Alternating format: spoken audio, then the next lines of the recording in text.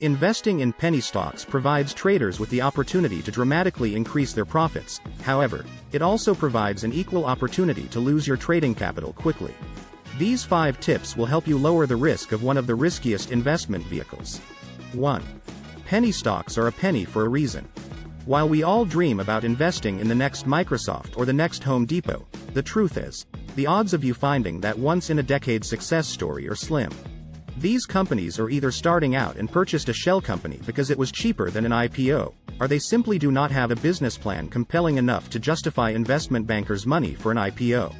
This doesn't make them a bad investment, but it should make you be realistic about the kind of company that you are investing in. 2. Trading volumes. Look for a consistent high volume of shares being traded. Looking at the average volume can be misleading. If ABC trades 1 million shares today, and doesn't trade for the rest of the week, the daily average will appear to be 200,000 shares.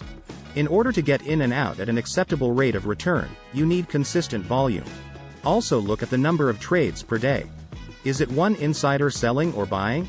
Liquidity should be the first thing to look at. If there is no volume, you will end up holding dead money, where the only way of selling shares is to dump at the bid, which will put more selling pressure, resulting in an even lower sell price. 3. Does the company know how to make a profit? While it's not unusual to see a startup company run at a loss, it's important to look at why they are losing money. Is it manageable? Will they have to seek further financing, resulting in dilution of your shares, or will they have to seek a joint partnership that favors the other company? If your company knows how to make a profit, the company can use that money to grow their business, which increases shareholder value. You have to do some research to find these companies, but when you do, you lower the risk of a loss of your capital, and increase the odds of a much higher return. 4. Have an entry and exit plan, and stick to it. Penny stocks are volatile. They will quickly move up, and move down just as quickly. Remember, if you buy a stock at 10 cents and sell it at 12 cents, that represents a 20% return on your investment. A 2-cent decline leaves you with a 20% loss. Many stocks trade in this range on a daily basis.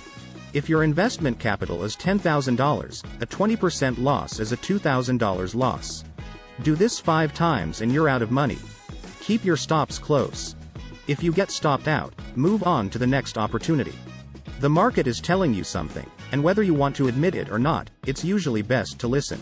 If your plan was to sell at 12 cents and it jumps to 13 cents, either take the 30% gain, or better still, place your stop at 12 cents. Lock in your profits while not capping the upside potential. 5. How did you find out about the stock? Most people find out about penny stocks through a mailing list. There are many excellent penny stock newsletters, however, there are just as many who are pumping and dumping. They, along with insiders, will load up on shares, then begin to pump the company to unsuspecting newsletter subscribers.